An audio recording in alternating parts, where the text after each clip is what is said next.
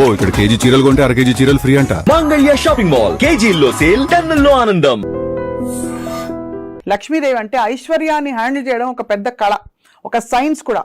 ఎందుకంటే ఈ రెండింటిని బ్యాలెన్స్ చేసుకుంటూ మనకి కావాల్సిన అవసరాల కోసం డబ్బుల్ని సేకరిస్తూ కొంత డబ్బు దాచుకుంటూ ఫ్యూచర్కి ప్లాన్ చేసుకుంటూ ఉండడం ఒక చాలా పెద్ద టాస్క్ అని చెప్పాలి. ఇవాళ we have a very big expert మనతో పాటు. రామ్ ప్రసాద్ గారు is a personal finance consultant అని చెప్పాలి, ఇన్వెస్ట్మెంట్ ప్లానర్ అని చెప్పాలి. వారి అపారమైన అనుభవాల్లో ఎక్కడెక్కడ ఇన్వెస్ట్ చేయాలి, ఎంత డబ్బులు దాచుకోవాలి, ఎంత ఖర్చు పెట్టచ్చు, మౌలిక విషయాలు తెలుసుకుందాం. రామ్ ప్రసాద్ గారు, థ్యాంక్ యూ సో మచ్ అండి. నమస్కారం. నమస్కారం మేడం. యా, సో బేసికలీ డబ్బుల్ని హ్యాండిల్ చేయడం ఒక ఆర్ట్, నిజమేనా అది? Yes ma'am.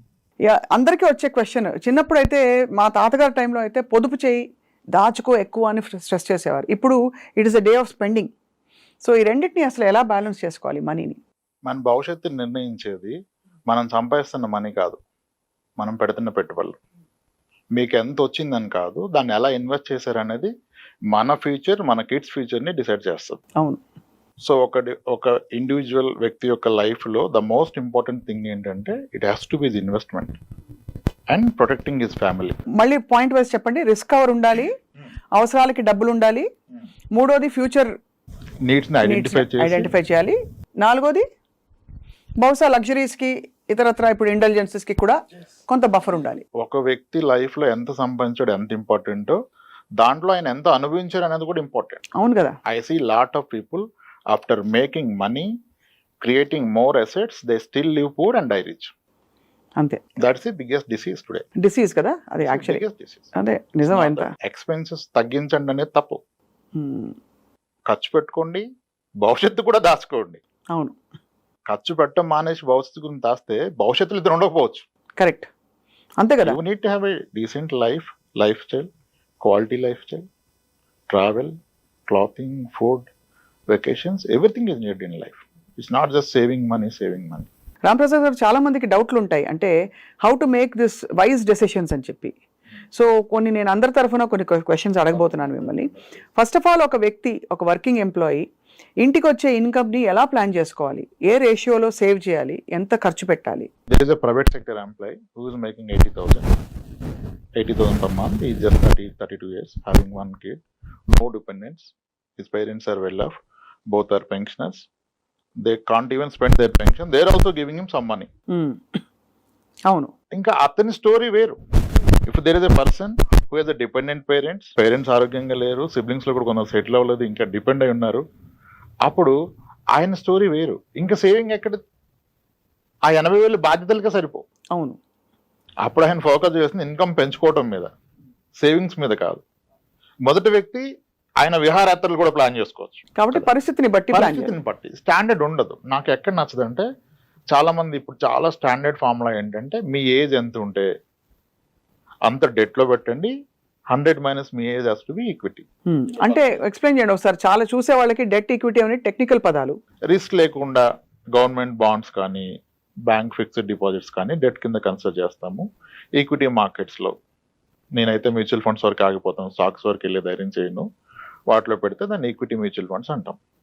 ఇప్పుడు 30 ఏళ్ళ వయసు ఉంటే మీరు 30% మాత్రం డెట్లో పెట్టుకొని ఫిక్స్డ్ ఇన్కమ్ ప్రొడక్ట్స్లో, మిగిలిన రిస్క్ ఉన్నా సరే డబ్బులు ఎక్కువ వస్తాయనే దాంట్లో పెట్టుకోమని చెప్తారు. నేను అంటాను, మీకు వస్తున్న ఇన్కంలో కాదు ఈ ప్రపోర్షన్, మీ ఓవరాల్ నెట్వర్క్లో ఈ ప్రపోర్షన్ చూసుకోవాలి.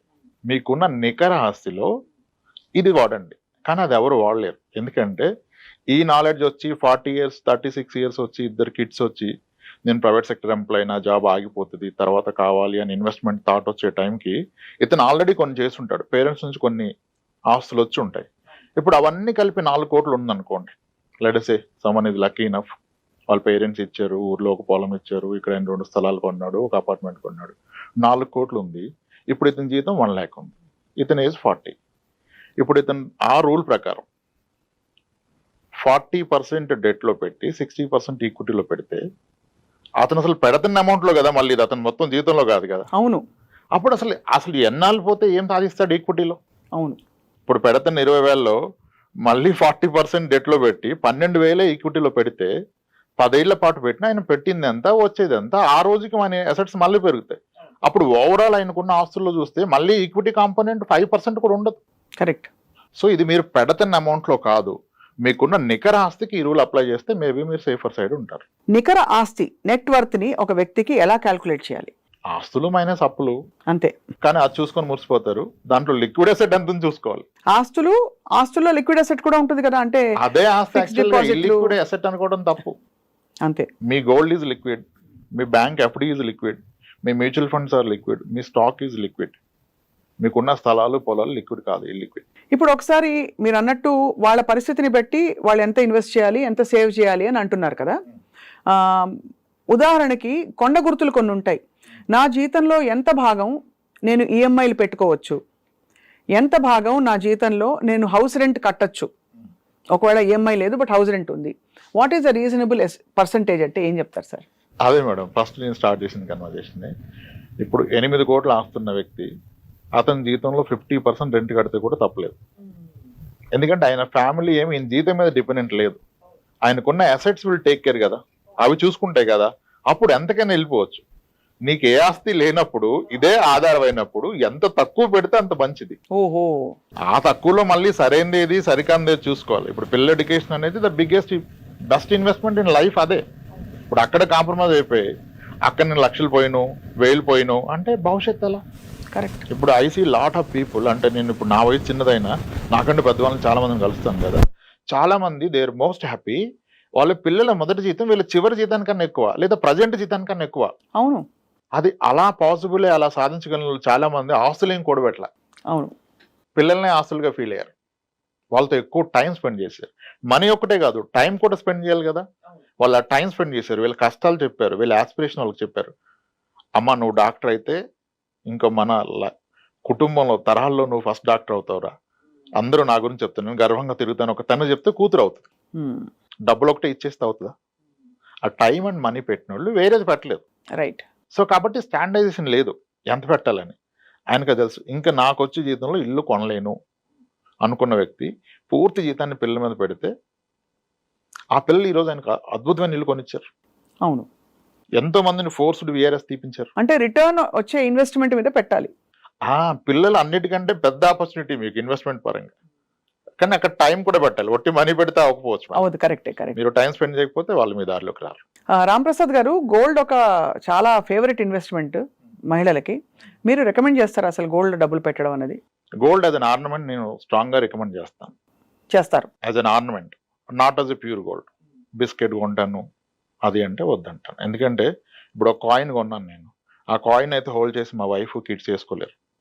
అది అలా ఉంటది. సో దానివల్ల ప్లెజర్, ఆనందం ఉండదు. ఇంటాంజిబుల్ బెనిఫిట్స్ ఏమీ లేవు. ఏముండదు. Only growth. గోల్డ్ ప్రైస్ పెరిగితే పెరిగింది అంట, అంతే. అదే నేను ఆర్నమెంట్ కొంటే గోల్డ్ ప్రైస్ పెరుగుతుంది, మీరు అన్న ప్లెజర్ వస్తుంది. కానీ ఆర్నమెంట్ గోల్డ్ ఎక్స్చేంజ్ అయినప్పుడల్లా మనకి వేస్టేజ్ పోతుంది. మీరు పొందిన ఆనందంతో ఆ వేస్టేజ్ ఎంత? అంతే అంటారు. నీ కూతురు వేసుకుని తిరిగినప్పుడు 15% నీ కూతురు ఆనందానికన్నా ఎక్కువ అనుకుంటే దట్స్ రైట్.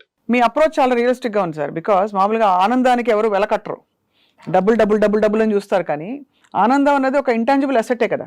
అదేమంటే నేను రెగ్యులర్ అమ్మాయి ఉంటే రెగ్యులర్ గా పుట్టినప్పటి నుంచి కొనుక్కో గోల్డ్ అని చెప్తాను. అంటే ఎలాగా ఒక అకేషన్స్ వచ్చినప్పుడల్లా గోల్డ్ కొట్టు పెట్టాలి పిల్లకి. అకేషన్ కి వచ్చినా, వేరే ఏమన్నా గిఫ్ట్స్ ఆమెకు వచ్చినా, గ్రాండ్ పేరెంట్స్ ఏదైనా ఇచ్చినా పెట్టుకోండి. అసలు గోల్డ్ స్కీమ్ కట్టమని చెప్పేస్తాను నేను. Gold scheme. ఎందుకంటే మీరు అన్నారు కదా మీకు వేస్టేజ్ మేకింగ్ పోద్దని, గోల్డ్ స్కీమ్లు అవి లేకుండా ఇస్తున్నారుగా. అవును. అప్పుడు అంటారు వాడు ఎత్తేస్తే ఏంటి, ఎత్తేసాడు అనుకోండి, మీరు కట్టేది ఎంత గోల్డ్ స్కీమ్ లో? మీ జీతంలో 10%. అంటే ఒక 1 year లో కట్టేది 1 నెల జీతం. వాడు ఎత్తేసి 1 నెల జీతం పోతే జీవితం కోల్పోతారా? అంతే కదా. సో రిస్క్ ఎంత రిస్క్ తీసుకున్నాను అంతే. అది ఒక 10% వరకు ఓకే అంటారు హ్యాపీగా. మేడం నేను స్ట్రాంగ్ గా బిలీవ్ అయ్యేది ఏంటంటే, చాలా మంది నా క్లయింట్స్ కి 1 kilo గోల్డ్ ఉంది. 1 కిలోనా? 1 kilo. బట్ బాబోయ్ 1 కిలోనా? అమ్మాయి వాళ్ళు పెట్టుకున్నారు, 2 అమ్మాయిలు ఉంటే ఏమొస్తుంది మీకు? 50 తులాల్లో కంప్లీట్ సెట్ వస్తుంది. అంతే కదా. అంతే. పెట్టుకున్నారు, అవకాశం ఉన్న వాళ్ళు పెట్టుకున్నారు. 1 kilo గోల్డ్ ఇంట్లో ఉంటే అతని ఇంటి గుట్టు ఎప్పటికీ రట్టవదు. ఏ అవసరానికైనా 10-20 లక్షలు. మీ 1 kilo గోల్డ్ మీద 40 లక్షలు లోన్ వచ్చేది, అట్లీస్ట్ 30 లక్షలు 20 లక్షలు లోన్ వస్తుంది కదా. అవును. మీరు ఇంట్లో పెట్టుకుంటే అంత గోల్డ్ని బ్యాంక్ లాకర్లో పెడతారు. మీకు అవసరమైన అడిగితే ఆ లాకర్ నుంచి ఆ లాకర్లోకి మారుస్తాడు. You will get a loan at ఎంత లో rate of interest. Agriculture loans అయితేనేమో ఆ ఫార్మింగ్ ఉంటే వాళ్ళకి దాన్ని బేస్ చేసుకుని 7% ఇస్తారు, మనకి 8% ఇస్తారు. అంత తక్కువకి ఇంకెక్కడ అప్పు పుట్టదు. అండ్ మీరు ఎవరికి చెప్పట్లే మీరు అవసరంలో ఉన్నారు, మీకు డబ్బు అవసరం అని. అవును. ఇప్పుడు చాలా మంది ఒకప్పుడు ట్రెడిషన్ ఏంటంటే చిట్స్ కట్టడం ఒక్కటే తెలుసు గవర్నమెంట్ ఎంప్లాయీస్. ఆ మెచ్యూరిటీని కాలేజ్ ఫీజు కడతారు. ఒకసారి ఆ చిట్ లేట్ అవుతుంది, 2 months లేట్ అవుతుంది, అతను వేరే వాళ్ళు ఉన్నారు చిట్టిలో పాటలో రాలేదంటాడు. అప్పుడు బంగారం ఉంటే ఈ ఒక్క నెలకి బంగారం పడి తెచ్చుకుంటాడు, చిట్టి వచ్చాక తిరిపించుకుంటాడు.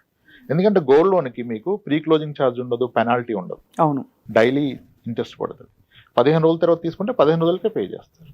ఎంత ఆనందాన్ని ఇస్తుంది అంటే ప్రశాంతమైన నిద్రపోవాలంటే కేజీ గోల్డ్ ఉండాలంటే. 1 కిలో గోల్డ్ ఒక గొప్ప టార్గెట్ చాలా మందికి.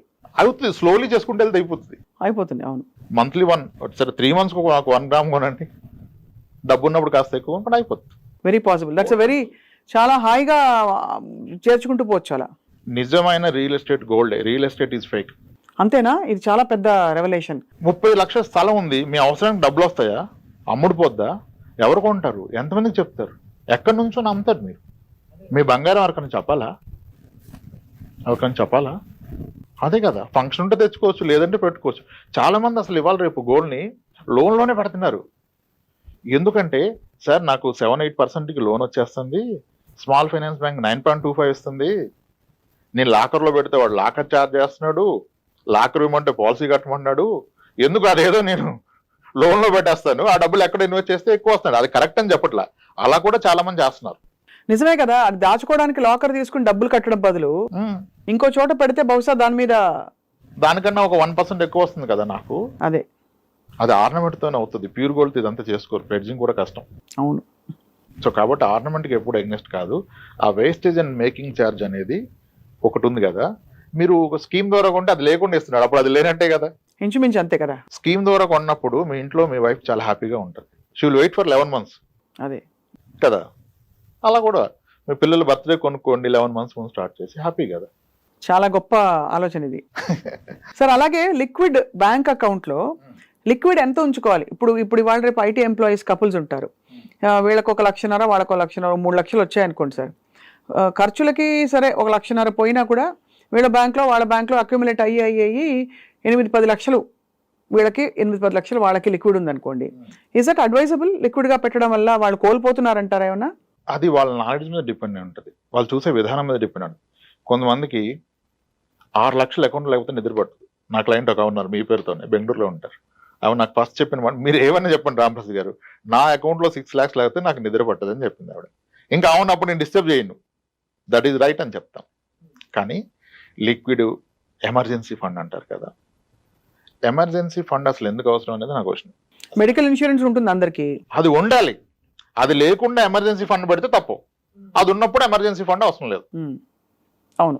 ఇంకేముంటది ఎమర్జెన్సీ అంటే గబుకమైన ట్రావెల్, ఒక ఫారిన్ ట్రావెల్ వచ్చింది, ఏదో ఎవరికో బాలేదో లేకపోతే వెళ్ళి చూడాలో, సడన్ గా పెళ్లి వస్తుంది, అప్పుడు లిక్విడేట్ చేసుకునే విధంగా ఉండాలి ఏదైనా. అయితే దానికి చాలా మార్గాలు ఉన్నాయి. ఎమర్జెన్సీ ఫండ్ బ్యాంక్ అకౌంట్లో, సేవింగ్స్ అకౌంట్లో నుండి 3.25 ఇంట్రెస్ట్ జనరేట్ చేయాలా? ఇప్పుడు మ్యూచువల్ ఫండ్లో ఒక 40 లక్షలు ఉందనుకో, నెలకి 10,000 వేసి పెడితే ఒక 5 yearsలో అయిపోద్ది కదా. అవును. దానికి తోడు లంసం యాడ్ చేస్తే ఒక 10 lakhs 15 lakhs ఉంది మ్యూచువల్ ఫండ్లో. ఇప్పుడు వెసులుబాటు ఏంటంటే ఈక్విటీ మ్యూచువల్ ఫండ్ మీద కానీ, స్టాక్స్ మీద కానీ, ఈక్విటీ మ్యూచువల్ ఫండే పట్టుకోండి, స్టాక్స్ నేను రికమెండ్ చేయను. ఇన్స్టాంట్గా 15 minutesలో మీకు దాని మీద 50% లోన్ వస్తుంది. ఇంకా లిక్విడ్ ఎందుకు మీకు? అంతే. 15 minutesలో మీరు ఎయిర్పోర్ట్కి వెళ్ళే లోపల లోన్ క్రియేట్ అవుతుంది, మీరు క్యాబ్ బుక్ చేసుకుని క్యాబ్ ఎక్కే లోపల లోన్ వస్తున్నప్పుడు లిక్విడ్ ఎందుకు పెడతారు 3%లో? ఇన్స్టెడ్ ఏం చేయాలి, దాన్ని మ్యూచువల్ ఫండ్స్లో పెట్టాలి. మ్యూచువల్ ఫండ్స్లో పెట్టాలి ఎప్పుడు? లాంగ్ టర్మ్ గోల్ గురించి. ఆ మ్యూచువల్ ఫండ్లో ఒక 15 lakhs ఉన్నప్పుడు మీకు 6 lakhs ఫింగర్ క్లిక్ అవే, ఒక బటన్ నొక్కితే వస్తున్నప్పుడు ఇంకా అప్పుడు అవసరం లేదు. కానీ డే 1 నేను మ్యూచువల్ ఫండ్ 10,000 స్టార్ట్ చేశాను కాబట్టి ఏం ఉంచునంటే తప్పు. కరెక్ట్. అందుకే కేస్ టు కేస్. ఇప్పుడు అన్నకు బంగారం 1 kilo ఉంటే ఇంక ఇవన్నీ అవసరం లేదు స్టోరీ. అవును, అంతే కదా. అదే ఇంకా సేఫెస్ట్ గా అనిపిస్తుంది. సేఫెస్ట్ అదే యాక్చువల్ గా అందరికి తెలిసింది. ఇప్పుడు కొత్తది పరిచయం చేయాలంటే కష్టం. ఈ ఎపిసోడ్ భర్తలందరూ చూడాలని చెప్పి మేము కోరుకుంటామండి, భార్యల పేరిట గోల్డ్ కొంటారని. కానీ రాంప్రసాద్ గారు, పిల్లలు పెద్దవాళ్ళు అయ్యి ఉద్యోగాల్లో స్థిరపడిన తర్వాత డిపెండెంట్స్ ఎవరు లేని పక్షంలో వ్యక్తులకి, ఇండివిజువల్స్ కి రిస్క్ కవర్ అవసరం అంటారా? అవసరం లేదు అసలు. బికాస్ ఆల్రెడీ పెద్దవాళ్ళు అయిపోయారు. రిస్క్ ఎవరికి? వెనకాల ఉండే ఫ్యామిలీ మెంబర్స్ కి బాధ్యతలు తీయడానికి పోతే 20 లక్షలు వస్తాయి చేతిలో, 25 లక్షలు, వాట్ ఎవర్. వాళ్ళు పెద్దవాళ్ళే స్థిరపడిపోయారు అనుకోండి, వీళ్ళకి రిస్క్ కవర్ లైఫ్ ఇన్సూరెన్స్ లో అవసరం. రిస్క్ ఉండటమే పెద్ద రిస్క్. అప్పుడు మీ వల్ల ఆదాయం లేదు, మీరు ఉంటే ఖర్చు, మీరు పోతే డబ్బు. అప్పుడు ఏ ఆలోచన రావచ్చు అవతల వాళ్ళకి? అంతే కదా. బియాండ్ ఏజ్ ప్రతి ఒక్కళ్ళు కూడా ఇది నీళ్లు పళ్ళ మెరుగు, ప్రేమ కూడా కిందికి వెళ్తుంటారు కదా. పిల్లల్ని ప్రేమించినట్టుగా తల్లిదండ్రులను ప్రేమించలేకపోవచ్చు అవును కదా. అప్పుడు మనకు రిస్క్ కవర్ ఉంటుంది. రిస్క్ కవర్ ఉండకూడదు అసలు. ఎల్ఐసీలు లేదు ఈ పాలసీలు which give you risk cover along with money back, ఇట్లాంటివి అడ్వైస్ చేస్తారా మీరు? అసలు నేను అలాంగ్ విత్ మనీ బ్యాక్ చెప్పను. Risk has to be separate risk cover అంటాను. Only term insurance. దాన్ని మీరు ఇన్వెస్ట్మెంట్స్ మిక్స్ చేస్తే probably that will become wrong option. ఎందుకంటే మనకి రిటర్న్ తక్కువ వస్తుంది, చాలా తక్కువ వస్తుంది. బిలో ఇన్ఫ్లేషన్ వస్తుంది. ద్రవ్యోల్బణం కన్నా తక్కువ వస్తుంది. అప్పుడు మన మనీ పెరుగుతున్నట్టు కాదు, తగ్గుతున్నట్టు. సింపుల్గా ఒక typical endowment plan, guarantee return plan కడితే ఎలా ఉంటుంది? మీరు సంవత్సరానికి ఒక 20,000 కట్టారనుకోండి. 20 yearsలో మీరు కట్టబోయేది 4 లక్షలు. 4 లక్షలు గాను మీకు 8 లక్షలు వస్తుంటారు. చాలా బాగుంటుంది వింటాను. 8 లక్షల రూపాయలు వస్తుంది. మీరు నొప్పి తెలవకుండా సంవత్సరానికి 20,000, అది క్వార్టర్లీ, హాఫ్ ఇయర్లీ, మంత్లీ కడుతున్నారు. మనం మిస్ అయిన పాయింట్ ఏంటంటే 20 ఏళ్ల తర్వాత ఆ 8 లక్షలకు ఉండే విలువ ఏంటి? ఇన్ఫ్లేషన్ దట్ ఈస్ 1/4 అయిపోద్ది. యాక్చువల్లీ స్పీకింగ్ మనం కోల్పోతాం యాక్చువల్గా దాన్ని పీవీఐఎఫ్ అవన్నీ క్యాల్కులేట్ చేస్తే, అంతేగా? ఎస్, దాన్ని మిస్ అవుతున్నారు. మళ్ళీ ఇంకోటి, ఇతను 4 లక్షల పాలసీ కడితే ఇతనుకున్న లైఫ్ ఇన్సూరెన్స్ కవర్ 4 lakhs. అవును. పొరపాటున వ్యక్తికి ఏమన్నా అయితే 4 లక్షల ఫ్యామిలీ బ్రతకలేదు. అక్కడ 20 కట్టే బదులు 8,000 కడితే 50 లక్షలు టర్మ్ ఇన్సూరెన్స్ వస్తాయి. నిజంగా జరిగితే జరగరాంది ఈ 50 లక్షలు ఫ్యామిలీని సేవ్ చేస్తుంది. ఆ 4 లక్షల కార్యక్రమాలకు సరిపోవు. సో ఇది చాలా మంది తప్పు చేస్తారు. బికాస్ వాళ్ళకి రాబోయే వాట్ ఎవర్ ఎక్స్ట్రా మీరు చెప్పారు డబుల్ అయ్యి వస్తుందని, అది పెద్దగా కనిపిస్తుంది. బట్ 10 ఏళ్ల తర్వాత దీని వాల్యూ ఏంటో తెలుసుకోలేరు. యావరేజ్ సాలరీ ఎంత ఉండొచ్చు అనుకుంటున్నారు మీరు ఒక government employee 30 years back? 30 years back మా ఇంట్లోనే మా పేరెంట్సే ఉన్నారండి. వాళ్ళకి ఎంత 17-20 వేలు కూడా ఉండేది కాదు. Central government employees. మళ్ళీ ఆల్ ఇండియా రేడియోలో పనిచేసిన మా పేరెంట్స్కి చాలా మధ్యతరగతి కుటుంబం అది. 4,000 ఉండేది మేడం. 4,000 అంటే మీరు అదే వీళ్ళు అనౌన్సర్స్ కాబట్టి కొంచెం హైయర్ ఎండ్ ఉంటుంది. అది హైయర్ ఎండ్. యాక్చువల్గా చాలా మంది, అంటే మేబీ మీరు కరెక్ట్ చెప్పారు లేదో తర్వాత వాళ్ళు ఇచ్చేద్దాం, కానీ చాలా మంది అడగగానే మాకు అప్పుడు 10,000 ఎంతండి, అసలు నేను ఫస్ట్ జీతం అడగను, అప్పుడు ఖర్చు ఎంత అంటాను. అప్పుడెంత సార్? 4-5 వేలు అంతా అయిపోయేది అంటాను.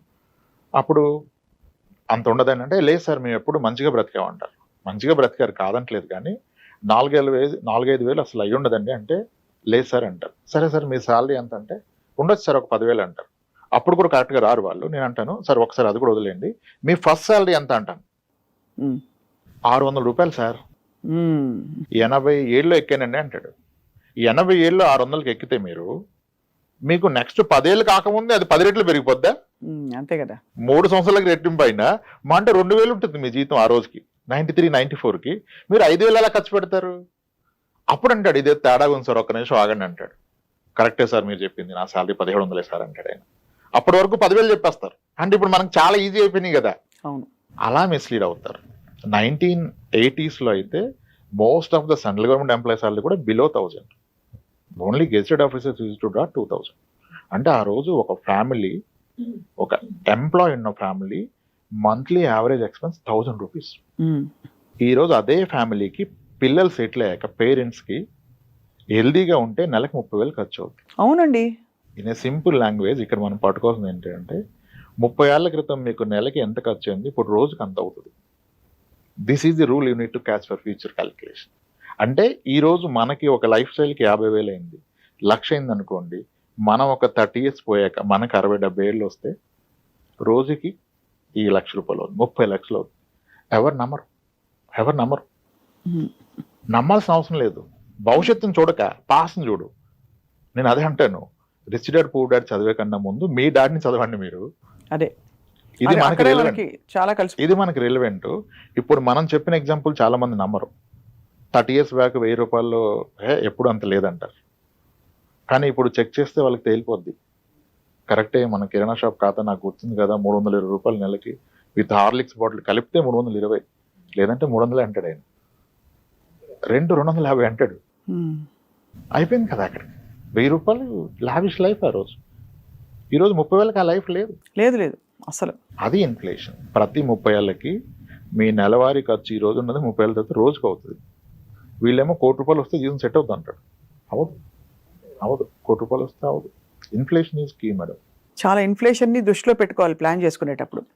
ఇక చాలా కీ టాపిక్ సార్, మ్యూచువల్ ఫండ్స్లో ఇన్వెస్ట్ చేసేటప్పుడు what are the factors to be taken in mind? అంటే వాళ్ళ ఏజా, వాళ్ళ అవసరాల, వాళ్ళ బాధ్యతల ఏమిటుంటాయి? 3 ఇంకేమని చెప్తే అది కూడా. అంటే మ్యూచువల్ ఫండ్లో what I see common mistakes ఏంటంటే హైయెస్ట్ రిటర్న్ సర్చ్ చేస్తారు. నేను రిస్క్ తీసుకుంటాను కాబట్టి ఎంత రిస్క్ అయినా పర్లేదు, నాకు స్మాల్ క్యాప్ సెక్టర్ లిమిటెడ్ అది కాదు. మీ అవసరాన్ని బట్టి investment, not because of returns. కానీ అవసరాన్ని పక్కన పెడాలి. నేను ఏమంటానంటే 1 లీటర్ పాలు తెచ్చి ఇంట్లో ఇస్తే అదేం చేయాలో చెప్తే కదా ఆమె చేస్తుంది సరిగా. ఈవినింగ్ గెస్ట్లు వస్తారు, టీ పెట్టాలంటే దాన్ని అలానే ఫ్రిడ్జ్లో పెట్టాలి. అవును. మధ్యాహ్నం బిర్యానీలోకి నువ్వు పెరుగు చేసి రైతా చేయాలంటే ఇమీడియట్గా వేడి చేసి పెరుగు తోడెట్టాలి. స్వీట్ చేద్దామంటే బాగా మరగబెట్టి దాన్ని ఏదో చేయాలి. అట్లా అవసరాన్ని బట్టి చేయాలి. Same is the case with mutual fund. అన్నీ ఒకలా కాదు. రైట్. 6 నెలల్లో నాకు డబ్బులు అవసరం పడొచ్చు అనే అనుమానం ఉంటే దాన్ని మ్యూచువల్ ఫండ్లో, డెట్ ఫండ్లో, దాన్ని very short duration something like liquid fund, over night ఫండ్స్లో పెట్టుకోవచ్చు. ఇంకాస్త టైం ఉంటే అల్ట్రా షార్ట్ డ్యూరేషన్ ఫండ్. లేదు నాకు 3-4 ఏళ్ళు ఉంది కానీ నా డబ్బు తగ్గితే నేను తట్టుకోలేను అయినా క్లియర్ ఎప్పుడు ఇన్వెస్టర్ అంటే అప్పుడు గిల్ట్ ఫండ్, ఓన్లీ గవర్నమెంట్ బాండ్స్లో ఇన్వెస్ట్ చేస్తారు. అవి మనకు బాగానే ఇస్తున్నాయి గత 2-3 ఇయర్స్గా. అట్లీస్ట్ ఎఫ్డీ రేట్ని ఇస్తే అవకాశం ఉంటే కాస్త ఎక్కువ ఇస్తే. గిల్ట్ ఫండ్లో పెట్టినప్పుడు ఇప్పుడు ఎఫ్డీలో పెడితే ఎవరీ ఇయర్ ట్యాక్స్ కట్టాలి, ఇక్కడ కట్టాల్సిన అవసరం లేదు, రిడీమ్ చేసినప్పుడే పే చేస్తాం. అంటే అవసరాన్ని బట్టి ఫండ్. ఇప్పుడు నా కూతురు పెళ్ళికి కావాలి, నాకు మరి ఈ గిల్డ్ ఫండ్లో మరి దీనికి రేట్ ఆఫ్ రిటర్న్ ఎంత ఉంటుంది? 11 ఉంది లాస్ట్ 2 ఇయర్స్. కొన్ని ఫండ్స్ 9, ఎఫ్డీ కన్నా 1-2% ఎక్కువ ఇస్తుంది. ఎక్కువ ఉంటుంది. పైగా ట్యాక్స్ కట్టకలేదు అంటున్నారు మీరు. ఎప్పటికప్పుడు అవసరం లేదు, మీరు రిడీమ్ చేసినప్పుడు కడతారు long term capital gain tax. ఆ లాంగ్ టర్మ్ క్యాపిటల్ గెయిన్ అంటే మరి అన్ని సంవత్సరాలు కడతారా? సపోజ్ నేను 5 years at the rate of 11% పెట్టాను అనుకోండి. 5 years తర్వాత వచ్చిన సపోజ్ ఒక లంసమ్ ఒక 2 lakhs ఎక్స్ట్రా వచ్చింది అనుకోండి, దానికి 3 lakhs 5 lakhs అయింది అనుకోండి. జస్ట్ ఆ 2 lakhs మీద మీరు ఎంత కడతారు? 12.5% క్యాపిటల్ గెయిన్స్ ట్యాక్స్. అదే ఎఫ్డీలో ఉంటే ఎవ్రీ ఇయర్ వచ్చిన ఇంట్రెస్ట్ అయ్యే ట్యాక్స్ కట్టాలి. అది కూడా that attracts the income tax slab your in. ఒక పెన్షనర్ ఎఫ్డీలో పెడితే ఆయన పెన్షన్ వల్ల 30% ఉంటే దీని మీద మళ్ళీ 30 కట్టాలి కదా. కాబట్టి మీకు ఆ ఎఫ్డీతో పాటు జీతం కూడా ఉంటే మీ ట్యాక్స్ స్లాబ్ పెద్దదవుతుంది కదా. కాబట్టి ఇవన్నీ కన్సిడర్ చేసి తీసుకోవాలి. కాబట్టి ఇన్వెస్ట్మెంట్ ప్లానింగ్ అన్నది ఊరికే ఏదో అందరు కూడా కాదు, పారాసిటమాల్ కాదు ఇది. 650 డోలో వేసుకో ఫీవర్ వస్తే కాదు ఇది. అందరికీ కస్టమైజ్డ్ అండ్ వాళ్ళ బాధ్యతలు, గోల్స్, లైఫ్ స్టైల్ అన్నీ చూసి మీరు సలహాలు ఇస్తారు. ఆరోగ్య పరిస్థితి కూడా అంతే చూసి సలహాలు ఇస్తారు. Already severe diabetes, hyper tension ఉన్న వ్యక్తికి మీరు మళ్ళీ ఈక్విటీ ఇస్తే probably your reducing the life span. చాలా యూస్ఫుల్. ఎంత యూస్ఫుల్గా ఉందంటే ప్రాక్టికల్గా రాంప్రసాద్ గారు మీరు చెప్తున్నది. Finally I want to ask you one question. Credit card అవసరమా మనిషికి? ఉండడం మంచిదంటారా? అది కన్వీనియన్స్, మీకు క్రెడిట్ హిస్టరీకి క్రియేట్ అవుతుంది, రేపటి రోజున ₹2 తీసుకోవాలంటే ఉంటుందంటారు. క్రెడిట్ కార్డ్ అవసరం అంటే అగైన్ వాళ్ళు ఎలా వాడతారని. కత్తి అవసరం అంటే ఎన్ని విధాలుగానే వాడుకోవచ్చు కత్తిని. కరెక్టే. అవును. ఒక క్రెడిట్ కార్డు తీసుకొని దాన్ని బై చేసుకొని 5 క్రెడిట్ కార్డు తీసుకొని కార్డ్స్ గేమ్ అన్నట్టుగా ఆడేవాళ్ళు చాలా మంది ఉన్నారు. That's where they last there lifes. మొత్తం ఫ్యూచర్ స్పాయిల్ అయిపోయింది. ఈ కార్డులో తీసి దానికి మినిమం బ్యాలెన్స్, ఇదంతా ట్రాప్.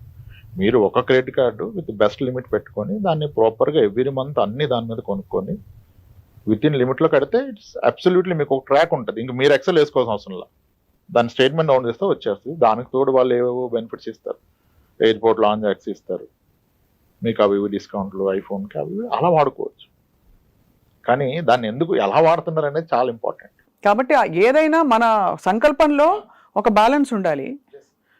ఇవన్నీ మనకి ఇచ్చిన వెసులుబాట్లు, లోన్ తీసుకోగలగడం, పర్సనల్ ఫైనాన్స్కి మనకి అందుబాటులో ఉండడం, ఇవన్నీ మనకు వచ్చిన వెసులుబాట్లు. బట్ వాటిని చాలా తెలివిగా, విచక్షణతో వాడుకోవాలి. క్రెడిట్ కార్డు వాళ్ళు మనకి ఇచ్చేదే, మనం ఫెయిల్ అయితే they will make money. When you are not paying full amount on time, minimum balance pay చేస్తే almost you will charges annually 40-50%. బాబోయ్. మంత్లీ 3 to 5% చేస్తారు. చాలా మంది ఆ ట్రాప్లోకి వెళ్ళి మినిమం బ్యాలెన్స్లోనే ఉంటారు, అసలు తీరదు. అలా 10 members ఉన్నా దే కార్డ్ వాళ్ళు they make money. On time వాడుకొని ఆన్ టైం కట్టే వాళ్ళతో వాళ్ళకి ఏమీ రాదు. అంతే కదా. మేబీ కొన్ని టైప్స్ ఏమైనా రావచ్చు బ్యాక్ ఎండ్లో కానీ. సో దాన్ని వాడటం చాలా important. So as we wind up Ramprasad garu, of course people will contact you. మీకు డైరెక్ట్గా వాళ్ళకి ఏమైనా ఇంకా సలహాలు కావాలంటే మీరు వాళ్ళు మాట్లాడుకోండి. అయితే మీరు ఇచ్చే గోల్డెన్ ప్రిన్సిపల్ టువర్డ్స్ మనీ పట్ల మన యాటిట్యూడ్, ఒక గోల్డెన్ ప్రిన్సిపల్ చెప్పండి sir before we wind up. నేనైతే నాకు గోల్డెన్ ప్రిన్సిపల్ ఉంది, చెప్పండి, మీరు చెప్పండి. రెస్పెక్ట్ ఇట్, అంతే. That has to be respect అంటే దాన్ని వాల్యూ ఇస్తాము, రెస్పెక్ట్ ఇస్తాము, దాన్ని ఎక్కడ ఉంచారో అక్కడే ఉంచుతాము. ఎక్కువ దాన్ని రెస్పెక్ట్ ఇచ్చేవాళ్ళని మనం మరీ దగ్గరికి లాక్కోం కదా, అదొక వనరు. It's all depends on the it's a relation with money. How better you keep it's better better your life, your future. అంతే. దాన్ని స్పాయిల్ చేసుకుంటే you will never come out of it. చాలా యూస్ఫుల్ టిప్స్ తోటి చాలా మంది చేస్తున్న పొరపాట్ల మీద దృష్టి పెడుతూ మీరు చెప్పిన ఇన్ఫర్మేషన్ చాలా బాగా ఉపయోగపడుతుందండి రాంప్రసాద్ గారు. Thank you so much. నమస్కారం. థ్యాంక్స్.